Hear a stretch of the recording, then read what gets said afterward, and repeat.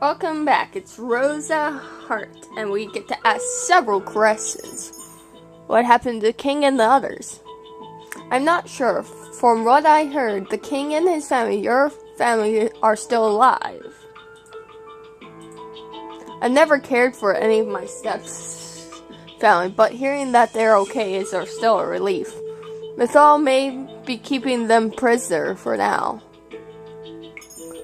What is glamour that Sir Mithal used? Dorian steps out to answer the question. A glimmer is a high-level magic used to calm one's and then to keep even other witches from seeing you. Curfew cast the same magic on you shortly after you came to the travel. It was protecting you from evil witches. A glamour can only be connected by a powerful witches.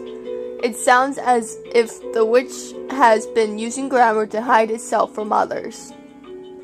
Do you know, Mithal? It's been a long time. We both shared the same teacher. Teacher, wait. Walson, are you a witch? Yes. He smiles at me, but it is weak, and he does not reach his eyes. Myth has always very confident. I thought that he had died at the time of the Great War, but he's been in place in this whole time?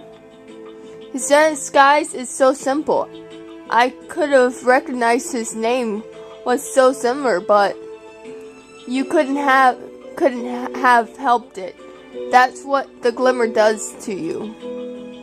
Maybe if I wasn't cursed, if I had more magic, I would have been able to sense him. Who claims the crown? As of right now, no one. The king's been kicked out of the throne, and Myth has made a public announcement about uprising the throne, but he does not claim himself king. Is he trying to win the throne for someone? Myth has no one left. He's obviously without a teacher, but she is gone. Maybe he's different allies now. Her eyes looked distant as she stared down to the ground. If my curse were broken, I would charge in right now and destroy him. Walson's expression becomes so dark it sends shivers through me. It isn't like Walson to look so angry. We need to come up with a plan. Even if you weren't cursed, you would still not be able to defend Mithal when he has other witches with him. Witches are tricky to handle. Can't be just plugged through with a sword, eh? I agree with Carmel. If all of us with swords and shields, we should be able to take down the palace back. This is what we've been practicing. Even witches will die if you stick a sword through their heart, won't they?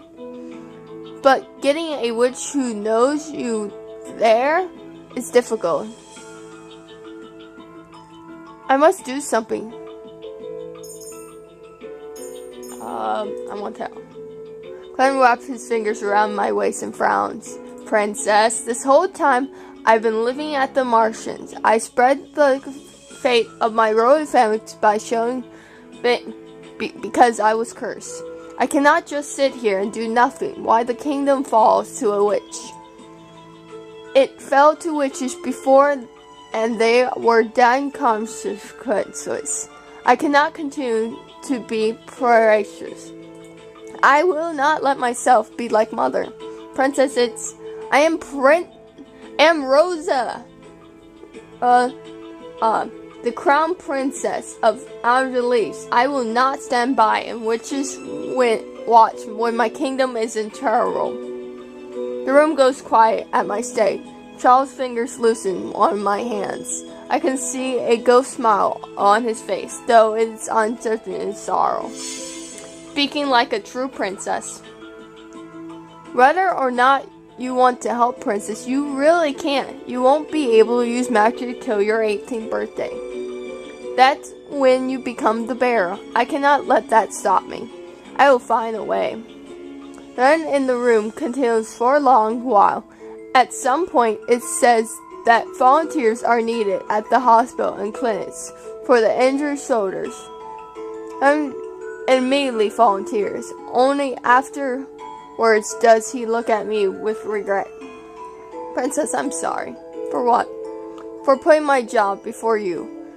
And after all I said, he told me he was going to try his best to change. Brown called him selfless for putting his work before her, but you would not be a fool not to.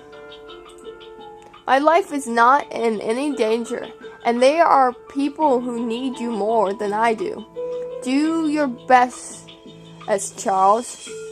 Princess Rose, I promise you I will do whatever I can to help you as well. At the meeting display, I am left standing there in quiet. The least to leave is Walson, who promised me that he will make things right. I am going to trust everyone, but I am not going to stand idle. I will make things right somehow. As it's my responsibility as Crown Princess.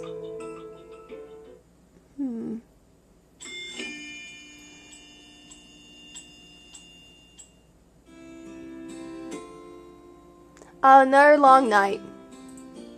The two of us are on our way back to the Martian after visiting a clinic in town. We were there for 4 hours.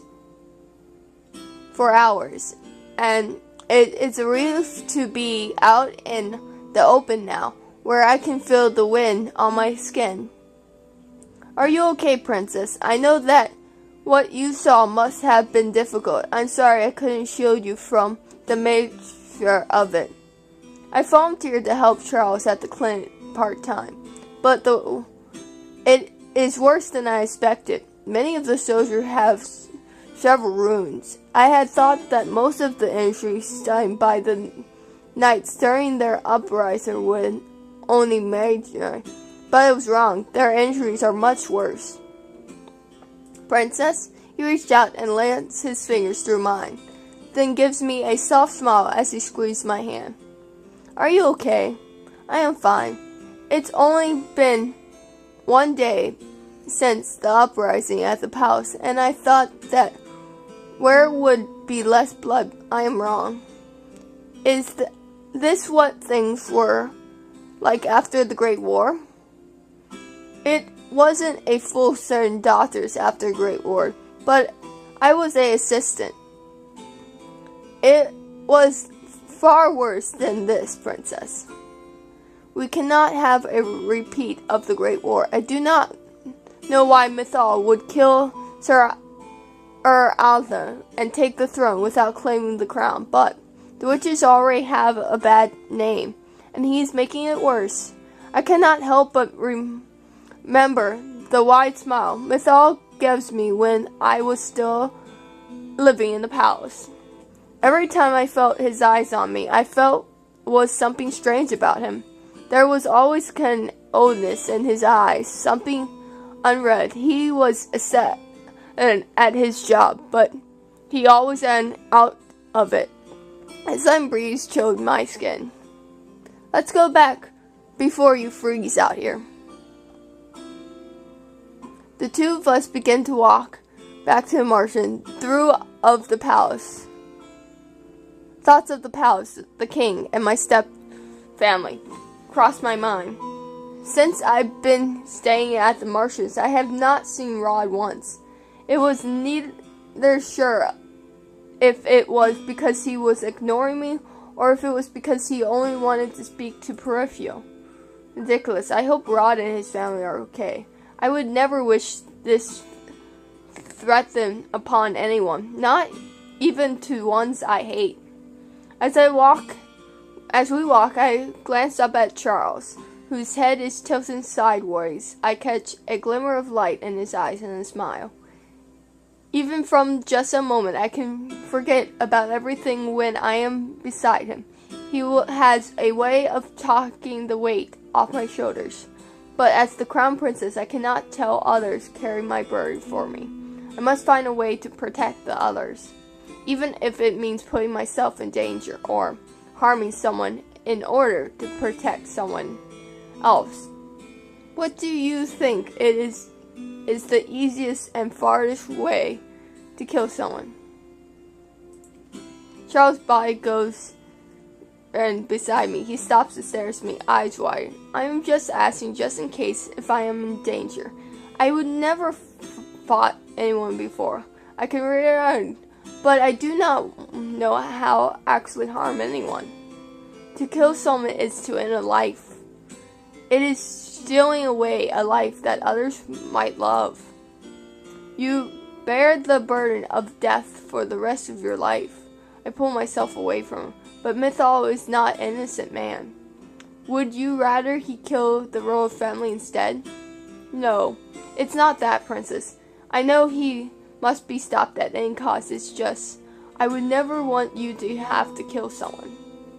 How would you know what it was like to kill someone? You have only ever helped people, not hurt them. You saw the soldiers in the clinic today.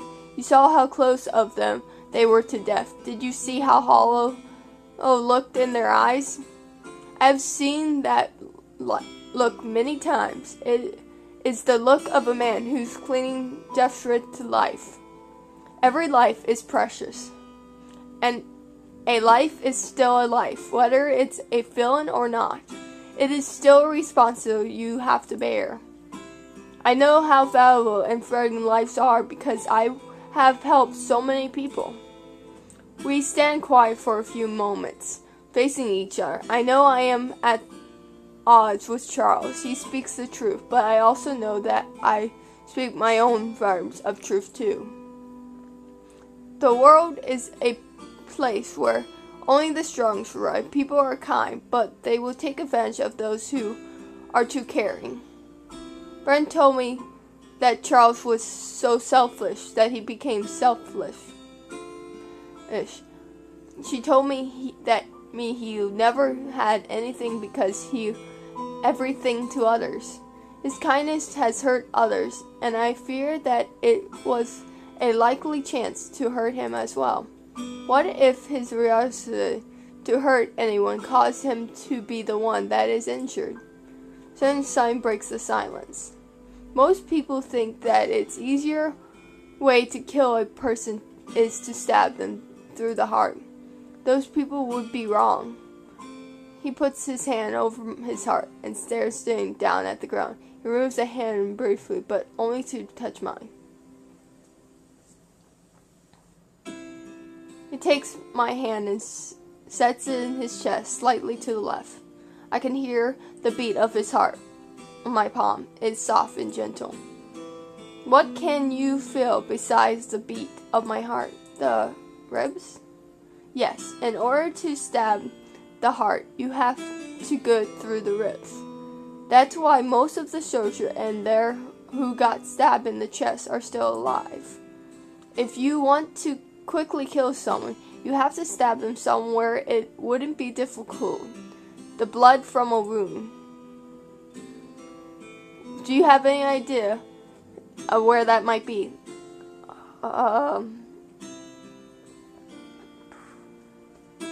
Let's see. No, there's a bone in the neck. So, this one? There are many arms in the raccoon, right? There are no ribs blocking the way. A good guess, but his eyes frown. A person can still survive that kind of wound. Drats! But there's bones in the neck. Like, I feel like it would still be hard to stab someone in the neck. Drats. You actually like to die faster if you stab you through the liver of some other major predator or still what you stress would allow people to live for a long while without treatment. Most would probably die from either infection or blood loss. The place you would actually want to stab or slice is part of the neck. Charles moves his hand to the side of his neck. His finger curls slightly when his heartbeat removes, bringing my fingers. This part where you can find the John find and the certain band.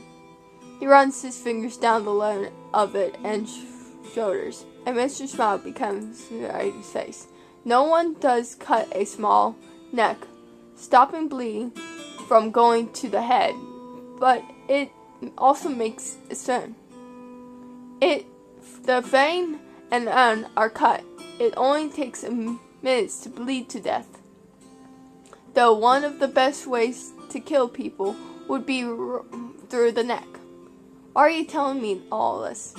Alright, no serial killers, please do not do anything he is suggesting. Thank you very much. I was just enlightening a new pupil with a lesson. You ask me a question and I respond as a teacher. Charles' fingers loosen on my hand, and I grabs his hand tighter in response. Princess, I do not want you to have to bear the burden of murder. I promise that I will protect you, so you do not have to defend yourself with violence. I cannot use a sword or magic. I do not know how to fight, but I will always be there to protect you.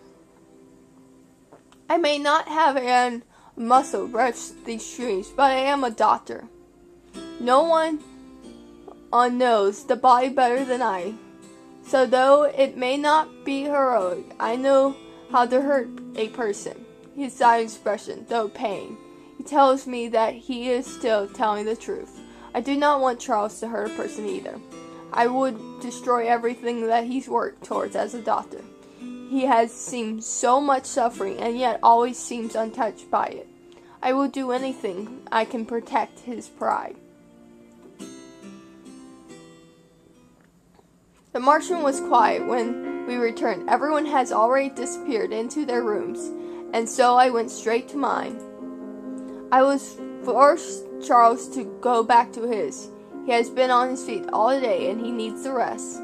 I propped down on my bed as soon as we returned home. I glanced briefly to the side where Charles' bouquet is in the vase Peripheral has given to me. Who is it? Peripheral? Come in. You've returned. Peripheral looks paler than usual. Normal. I realized that with a start that Charles did not tend to her at all today. Don't look at me like that. I'm fine. How were the soldiers at the clinic? Not good. Many of them have been grading wood. Some said they remember magic. Others say they do not remember anything at all. A shadow falls over Peripheral's expression as she sighs. So the crimes are done, and then we thought, it is a good thing Charles is there to lead a helping hand. Did you all manage to come up with a plan? It proves more difficult than we attempted. Delory and I are willing to put ourselves in danger. Ralston is too, but he cannot use magic to a certain degree, and the knights and Karma have their blades. But Charles, I do not want him to fall from this. Because you're worried about him. Of course I am. You're grown up, Princess. You remind me of a young Harn. Back then, Harn has both claim and written. One more, she could be smiled to ear. To the next, she would be stern and unmoved as the coldness. The two of you were like sisters. We did so much together. We learned together, explored the kingdom together. I can say with all certainty that we were best of friends. And then the fairy tales happened. When Harmon killed the first human, she was corrupted. Her darkness shadowed her whole. I do not remember a time where Mother was corrupted, and so I cannot imagine the woman Peripheral describes. I know that old Harm would want to show you the beauty in things, Princess. She would not want you to suffer. I'm sorry, become so in things. It was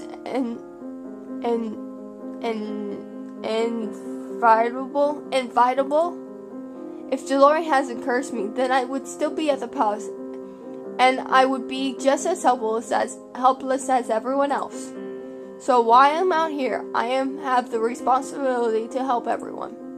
I touched an incredibly glass slipper at my neck. I still haven't even done 3 good deeds. Don't look sad. You will complete your 3 good deeds, and things will go back to normal. And of course, you still have friends here when you return. And come your 18th birthday, Laura and I will teach you about magic. Walson's eager to help too. But for now, our top priority is a plan. Rest easy, princess. Things will work out. It's hard to believe that this problem could be so easily solved, but I will try to believe. When Peripheral leaves, I am left to my own thoughts. I hope everyone at the palace is okay, and that I can hold on until we come up with a plan. But I feel like we are already running out of time. We probably are. Days go by. I find myself assisting Charles at times. Other times I remain at the Martian to help customers a plane. None of our plans have actually showed any progress yet, but with all minds put together, we should be able to come up with something. A week later, I find myself standing outside the clinic, waiting for Charles. I'm sorry to have keep you waiting, princess. You can drop the title, you know. Rose, but you are a princess in my eyes, yes. But you do not need to address me by my title. Just the name is fine. Charles reached out to take my hand, then immediately pulls his hand back, eyes wide. I forgot. Forgot what? The medicine that I need for Peripheral. Give me a moment, Rose. He plants a quick kiss on my forehead before rushing inside. I stare as I wait. I turn, but see no one walking around the palace. I inch closer towards the door of the clinic. I take another look around. Boo. Oh. Well. Hello again. I suddenly see the Son of Man. He takes a few steps towards me and then stops in front of me. I recognize him immediately. He really lifts his cane impression off me last time. Out at night by yourself. Certainly you know the wolves prey these streets at night. What do you want? I step back and press myself to the door. I reach for the door handle, but the man reaches out my hand and grabs my wrist and holds it to the door. I say my answers to the question is complete, princess. But the expression on your face, I must have hit a nail right on the head. You are the princess. How do you know who I am? This is part of my mystery, isn't it? I attempt to wrestle my waist out of his fingers. Come on with me quietly, and I won't hurt you. I refuse to go anywhere with him. I open my mouth to scream, but before I can breathe, the man's hands flies to my mouth. You are a disobedient one, aren't you? I struggle against his gaff, and I do not take long for the grin to fall on his face. It replaced with a look that lacks any amusement. I enjoy seeing you struggle, but I'm afraid being out here for too long. I bang my shoulder against the door, and return check for my attempts. No more, Mr. Nice Guy. He opens a small vial right in front of my face. Something sweet wafts in the air. I find myself falling into darkness as I collapse.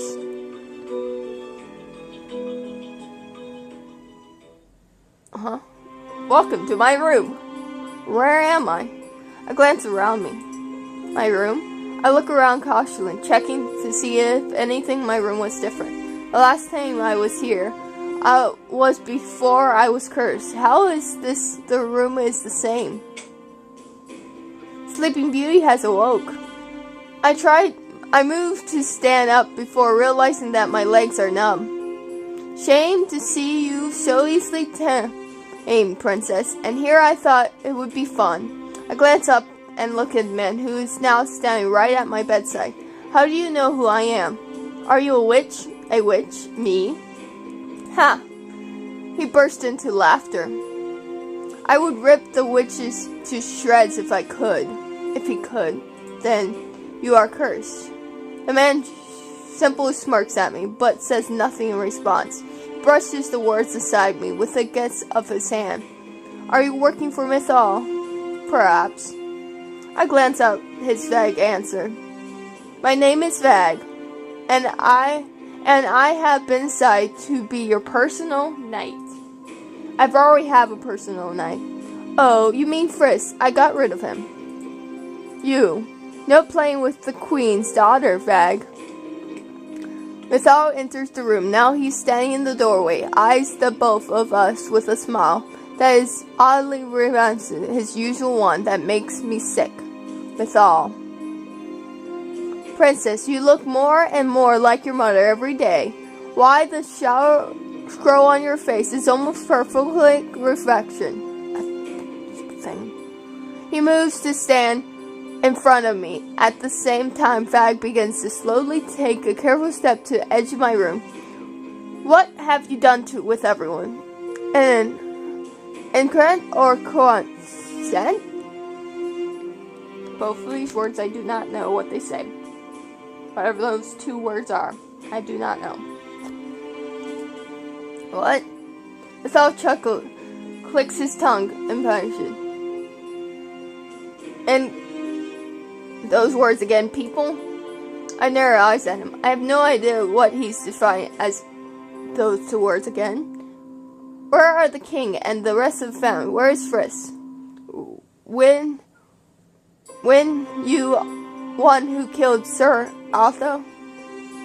Ah. Both then. To start, your king is gone, princess. I have replaced him with Vag here. And Altha? Well, we had in common at first. We both wanted the crown. Sir Altha was betraying the king, but Altha was brute. He wanted to nastily kill the royal family and steal the crown for himself. At first, I thought he was claiming and counterfeit, but it turns out he was power-hungry fool. Though I did want to take the crown, I wanted to avoid bloodshed of certain innocent people. Mythal smiles at me as it looks like making blood run cold. So I decide to slay him and the rest of the knights. Oh, but don't worry, princess. I assure you that the family is resting in their room, just like you are resting in yours. What? Don't worry, you'll see them shortly for dinner. I have my doubts about Sir Mythal's story, but if he says what's true, Sir Alfred wants to kill the royal family. Mythal saves them. But then why his knights took the royal family hostage? Why would he do such a thing? These are prisoners then. Prisoners in their own home. Nonsense. We all just awaiting the queen's return together. The queen. Slowly I feel pieces begin to fit together. The queen. He's not been talking about DeLorean. Do you think the witches are capable of bringing back the dead? Mother is dead. Is she really? You can bring Mother back from the dead? We can, princess. We. The queen has been resting for a long time, waiting for you to gain your power so that you can help her escape her prison. You are not making any sense. I struggle to keep my words from falling. How is Mother alive? And what does he mean by a prison? The Terran is the queen prison. It is linked to the queen's power. Throughout Prunch, she was dead. The queen stilled the last of her power inside the crystal. All she requires is your power, princess. My power. When you become the next bearer, you will have the ability to recess the queen from her prison. My birthday is a week. This is when I'm meant to take things responsibilities of being the Baron. Though Peripheral and Dory never want into more details for trying that. You'll finally get to see your mother again, Princess. It still cannot quickly take in everything he has just said. However, if Mithal has appeared to me before the curse, I would have helped Mother in a heartbeat. But it was Mother who has the last term Baron, the one who brought the darkness to our entrails. I believe that Mother was the only person to ever love me. Now that I know I was wrong, that she shunned me from the world, that I should have known. But still, even now I wish she was here. I take a deep breath, but I cannot afford to be selfish. I cannot put anyone else in danger. I will not help you. You do not have a choice, Princess. I have to set the stage for the Queen's return. All that's left is free her from her cage. We will speak more about this at dinner table. Mithal leaves the room, leaving me briefly with Fag. Fag smiles at me, but leaves his mask, then brings his inner finger to the tip of his forehead and loops it. His mouths are word crazy. You said that you would tear witches apart. Why do you serve Mithal? A good question. You are not going to answer me. How priceless of you, Princess. He smirks at me before following Mithal out the door. I'm once again left by myself in my room. If everything Mithal just told me swirls through my head, my mother, alive, and he killed everyone who take the crown and keep it for her. A shame runs through my body. She cannot return. I spend the next hours looking around my room for things that might help my aid my escape. I know where everyone else's rooms are too, but I have no idea how heavy guards there are. I doubt I could help them. I must return to the Martian. I test the window, but it is locked, probably with magic. I search my shelves. The dolls that usually comfort me cannot do nothing for me. Last I checked my drawers, but through there are many things, and nothing that looks like it will help me escape. I am searching and I come across a box. Pause to pick it up. Take it with you. I remember this. It was given to me by Mother. Then details not to open. Always keep the key hidden. I search the drawers again for the king. The moment I begin to box draw a small golden key at the bottom of the drawer. I pick it up and I'm about to open the box when I stop. This is hardly a problem right now. I set the key next to the box. No! I should be searching a way to escape. I turn to Fag, smiling at the door. You look like a criminal who's just been caught doing something naughty. Saying the criminal himself. Maybe we meant for each other. I turn here. Behind him, I can make my way to the door. Don't even think about it. Don't you want me to pounce you in the hallways, do you? That would be unpleasant. Fag grabs my wrist and attempts to struggle free, but he holds tightly to me. I will be escorting you to dinner tonight. I keep my head held high as Fag escorted me from my room. On the way to the dinner hall, I glimpsed the rest of the palace. It's mostly empty, save for a few soldiers. The soldiers that do stand out glance are looking in their eyes, and right through me. Puppets, a spell cast by Mithal. Fag does not answer me, and he pulls me through the halls.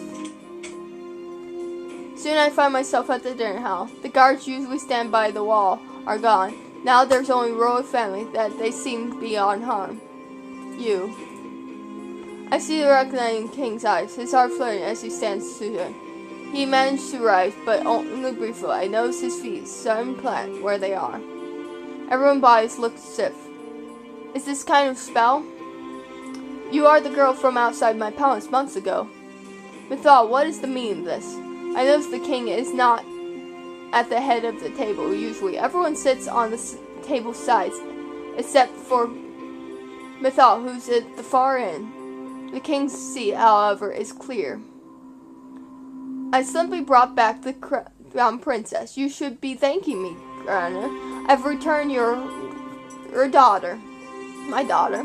The king raised the eyebrow, clearly expressive. I can see in his eyes that he doesn't trust anyone Mithal has said. The king sat in his chair. Fag leaned to a seat just beside Rod. I noticed Em sitting just to Rod's side. She forced a smile onto her face, but I can see tears gliding in her eyes. Allow me to offer a more fun introduction of our guest, even though you all know her. Her name is Rose, and she's the crown princess of Alice Lane, and your blood daughter. The king looked at me again, this time more uncertain. His eyes glanced. Prince Rod, will you tell you, wouldn't he? Rod? Rod looked at me, his gaze quiet but expression. I turned to the king and the rest of him. There's no point in trying to convince the king I'm birthright right now. I would only confuse him more, and now it's not the time or place. I glanced at Mythal, who smiles at me spread. Besides, Mythal must have a reason for introducing my birthright now. Most likely he just means to confuse the king more. If he is in case, I will not play into such sin. My name is Rose. Thank you for your kindness that one time.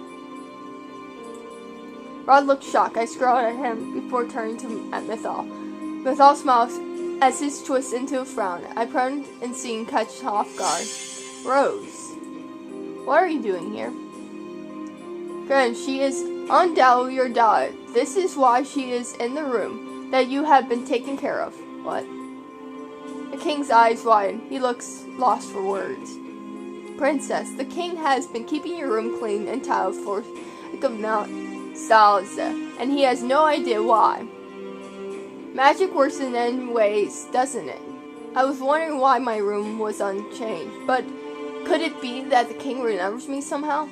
I looked at him, but he has already glanced away from me, expression in complete twist and confusion, helpless. It seems that even the king does not fully understand. I turned to I can work in both good and bad ways. Ah, yes, the fairy tale curse is terrible, isn't it? Glimpse of Fag's eyes from sides of the room. Glance away from me, and I followed his gaze to the corner of my room. I haven't noticed them before, but I see cloaked figures hiding in the shadows. Witches. They must be ones holding everyone in place if they try to escape. But not all magic is terrible, like the magic we use to revive the queen. You are all insane. Mythal is mad. You have no right to refuse her by name. A sudden chill around the room. I can feel actually anxious on the table. I put my hands away. Now, we are going to eat dinner, and we are going to enjoy it. And every day, it will just like until this queen returns. Rod glanced across the table at Mythal. Why? Why would we not enjoy dinner together? That's not what I mean. Why go through the change day after day? I stare at the table and Mythal glanced. I already told you before. I have to clear this place of traitors. Em's plans on stealing the crown, I stole it back. But because the time of the queen return is so close, I have decided to keep the crown with me until I can return it to the proper owner. And is the Queen Hun is true owner of the crown. I thought it best we all wait for her arrival together. But you knew this when the Queen did. I will kill all of you. I simply refuse to act without orders. This time the guards come into the room with food. They set it before us, and we are forced to eat beneath Hun's watchful gaze. Though I try to sit open in the dinner, I find no way out. This is really a prison. 2 days pass. I am been searching for ways out and trying to ease more answers out of Vag and Mythal. Neither of them very forthcoming. Both enjoy speaking in riddles. Vag especially is a young. Whenever I try to speak to him about Frag, he smirks at me and remains silent. What? You're not going to try to ask me any questions tonight? I'm not going to get any answers from Frag, and it's almost my birthday. I need to find a way out of here. I'm disappointed. You are the only fun I have around here, Princess. Maybe if I am quiet, he will leave me alone. If you just going to be quiet and sulk, I guess I should going to remember. I should be going to remember. Don't try anything funny. These are knights just outside your door. Fag bows. He leans down to pat me on the head before he turns and leaves. I cannot give up. Once again, I begin searching through my room. This time I turn out there is nothing I can do besides search a way out. But I knew that if I leave the room, the knights will catch me immediately. If I had a weapon, I might stand there. I put my fingers to the necklace and remember what Charles told me about. Sleep. The sound comes outside my door. It's a woman's voice. The door opens suddenly. Charles and Jill are both in the room. Princess. I stare to see Charles standing before me. His eyes drawn on his eyes with great worry, and besides standing Delore with arms crossed. Well, aren't you a sight for sore eyes? We're here to straight a daring rescue. I rush around Charles and wrap my arms around him. He puts a hand on his small back and smiles back at me. We're going to get you out here, Princess. How did you both get in here? With the power of magic. Even at this time, both exchanged looks before looking at me seriously. Percy, Walson, and Knights and Karma are all here. We thought we'd just fight the witches, though we are not expecting the Knights. No matter what we say, we could not get through to them. They're under a spell. Mythos. He wants to release Mother. Both of them looked at me confused. What? Mother's still alive, just inside the tower. Mythal wants to bring her back. That's impossible. The Queen is still alive. Charles looked at me worried, while Dorothy's expression is more ragged and restless. We cannot let that happen. I do not know how the Queen would be alive in the first place, but... Well, we'll worry about that later. Right. We need time to later discuss the setting of everything, but right now we need to get out of here. Right, everything on is keeping the guard, and which is busy for Princess. Adrak Mythal. Charles, I'm counting on you to get the Princess to safety. That is why I'm here, Princess. Can you guide me through the palace? I cannot just leave everyone here. Don't worry, Jen is seeing to everyone's safely, family. No, I cannot leave everyone in Mythal here to do things for me. Rose, we cannot afford to lose you. I told you I would do anything to protect you. I will. The sooner you're safe, the sooner we have advantage. You are the limb heir of the throne and next term bearer. You cannot let yourself remain in Mythal's hands. The situation is more dire. For now, we must hurry. I nod my head firmly. Without another word, the three of us head towards the door. Doris exits first, and I stop and lean. I almost ran into her. I answer the doorway and see Fag waiting just outside, blades across Lauren's neck.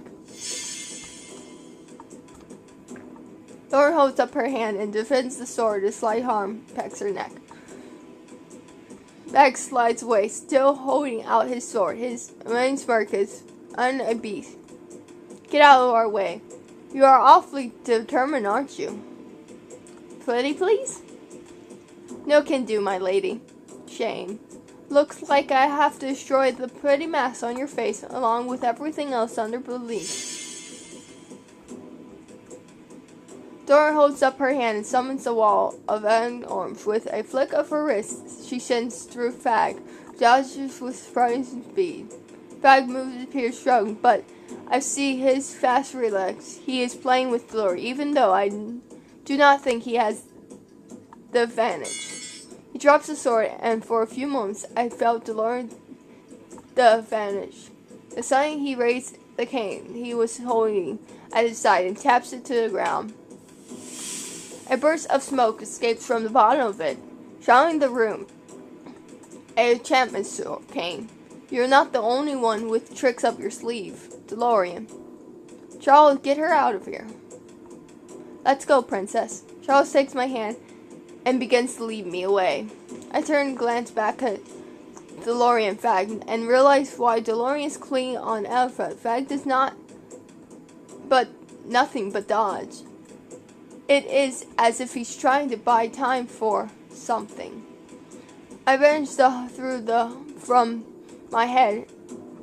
Charles pulls me down the halls. How rude. Aren't you heading? Haven't you heard of cutting? I spot in his dress, holding a sword out to a man in front of him. The man lunges, Carmen dodging back and guts as he backs comes to the wall. I suppose Charles is dead then. He steps aside and I attacks him with a leg. The sword cuts his dress, but does not hinder him from stepping forward and making jagging his sword beneath the armor's not armor. The knight kneels, but the sword does not fall from his hand. Carmen looks up at us sharply. What are you doing? Just standing there. Move. It takes a moment to realize, just as I froze, so was Charles. His paw is as he grabs my hand again and once again starts rushing down the other end of the hall. Charles' steps are wider than mine. I have struggled to keep up with him. But the farther we go down the halls, the more apparent it becomes that there's two men in the way. We pass Jack and Jill, as move too. Imagine closes the path for us. Those knights. They will stop moving until Martin is defeated. I hope the king and everything else is safe. We pass Jack and Jill. I tell them where the royal family is, but I have no way of knowing if the words reach their ears and made all of the sound. Charles. So the stab wounds in the armor that was saw earlier were from the knights themselves, but why would they bow each other? What? Ben is in the armor that we saw at the clinic. The stab wounds in the guts at the arms. Charles' eyes are so in, as if he looks right through me. We need to keep moving. I take his hand and lead him forward. I do not know what he's talking about, but we can talk about this later. Right now, we have to escape. We closer to the path entry when we saw them. A group of knights standing two lines on both sides, facing each other. At the far end of the hallway, and the giggling of witches, and between them Mythal. Good evening. Did everyone enjoy your stroll around the palace? Charles immediately moves to stand in front of me. The cloudiness is gone from his eyes, but what leaves his mouth is not but a question. How could you do this? How? It was quite easily, actually. You know what I mean. Why would you make the knights fight one another? What a foolish question. Obviously, it's because they are incapable. On a stand, so pawns assist as easily replace extras. I am interested in keeping only the actors. If in the guard chain of things, the ain't need. In fact, I made them do whatever I need in order to get best outcome. He snaps his finger and the knights raise their swords. I tense thinking that the knights are going to turn on us, but they do not. Here, and for your enjoyment. Knights are attacking each other. The sound of metal rises against the metal, falling ears. The knight's sword each giant and stab. Mythal watches from behind them. Same smile never leaves his life. The two of us can see. Only stand there, stunned in silence. It is long before we can see the red. Smell of blood begins running the air of swords cutting through flesh. And I snap my tenses in. I attempt to move forward, but Clarion remains firm ground. Charles. I hear many things about the doctor working at the clinic. I heard that he was a volunteer who has assisted to help the injured during the war. I also heard until just recently he has been cursed. I knew immediately upon seeing you that you were that volunteer. I suppose it is uncertain that you and the princess know each other, but to think you'd be so close. Charles just shakes blankly ahead. He looks almost like he's under a spell. His glances are glazed. I can call out his name. His eyes follow the sword's movements of the knights, and he does not even spare me a glance. Have I unraveled the doctor? Who?